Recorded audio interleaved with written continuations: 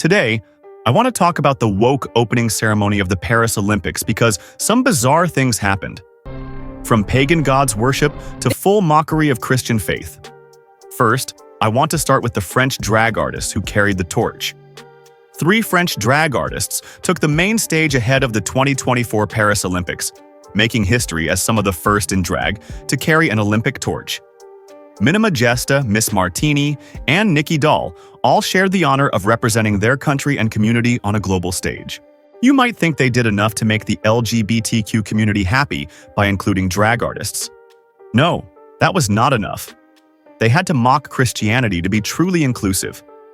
During the show, a group of drag queens, including 3 familiar Drag Race France queens and a young child, posed behind a long table with the Eiffel Tower and a river in the background. This show is seen to have been a parody of the Last Supper of Jesus and his disciples, and this has caused a lot of uproar as it is a direct mockery of the Christian faith.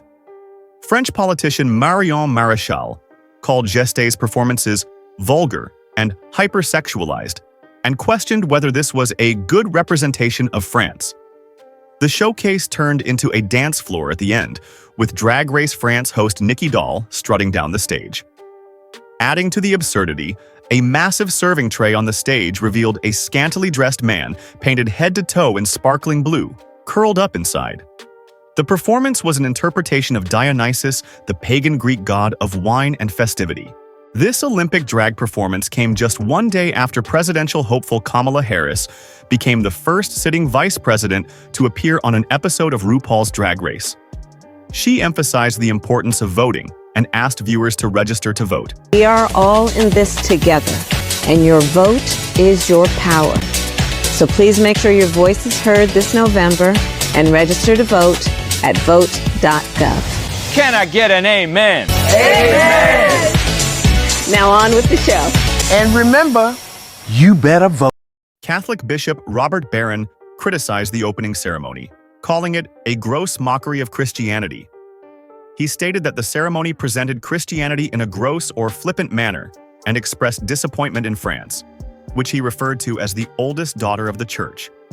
Bishop Barron elaborated that France has historically sent Catholic visionaries worldwide and that its culture, including the honoring of the individual, human rights, and freedom, is deeply grounded in Christianity.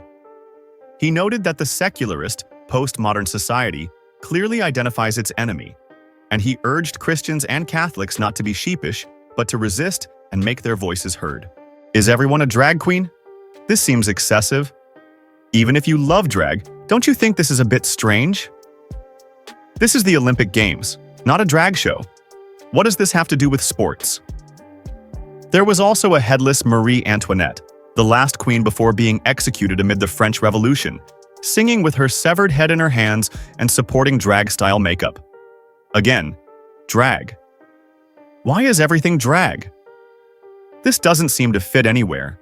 Let's have a look at the previous Olympic themes.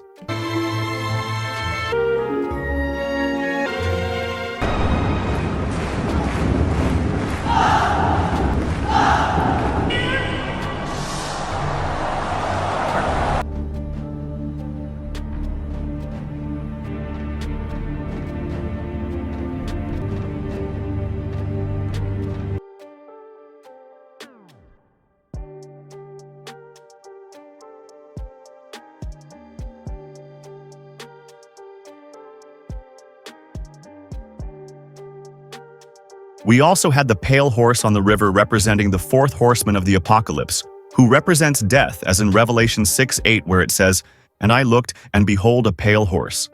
And the name that sat on him was Death, and hell followed with him." Queer Olympic opening ceremony director wants everyone to feel represented. I guess except Christians? The man tasked with delivering the Paris 2024 Olympic Games opening ceremony says he wants everyone to feel represented. Queer artistic director Thomas Jolly thinks it's very important for us to know that he's queer. I don't understand why that's important. This is the Olympic Games. He spoke to British Vogue about the preparations for the opening and closing ceremonies for this summer's Olympics and Paralympics.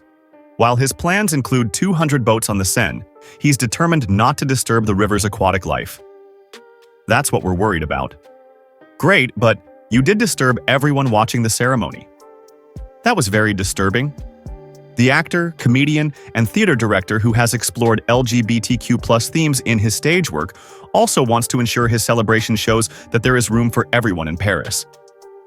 The opening ceremony will be a success only if everyone feels represented in it, he added.